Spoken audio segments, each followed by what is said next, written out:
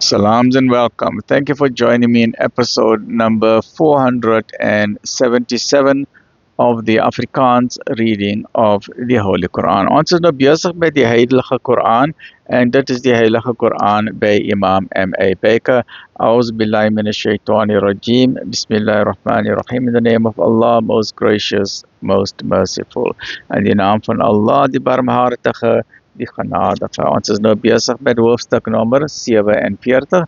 Dit is die profeet Mohammed sallallahu alaihi wasallam, afdeling 3, die lofhartiges. En die gelowiges sê, waarom is 'n surah? Wat is 'n surah? 'n Surah is 'n hoofstuk van die Heilige Koran. Waarom is 'n surah nie geopenbaar nie? Maar wanneer 'n beslissende hoofstuk geopenbaar word en die geveg word daarin vermeld,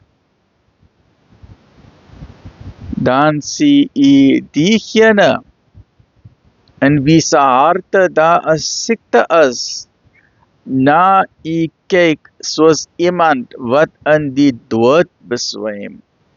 Wie hulle gehoorsaamheid en 'n sagsinnige woord was meer van pas. En wanneer die saak besleg is dit vir hulle beter om aan Allah trou te bly.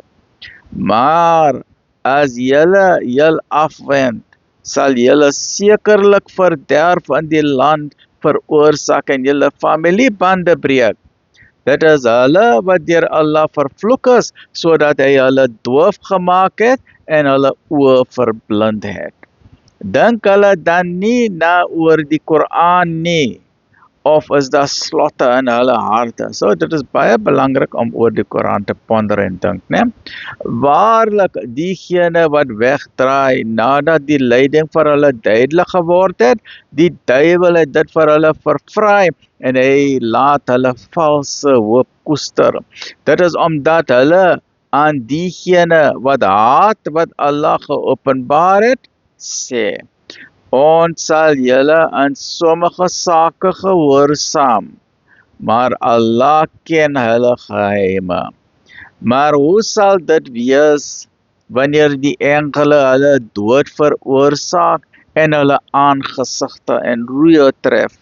Dit is omdat hulle dit volg wat Allah misbehaag en met sy behaag ontevrede is. Daarom maak hy hulle verrigtinge vrugteloos.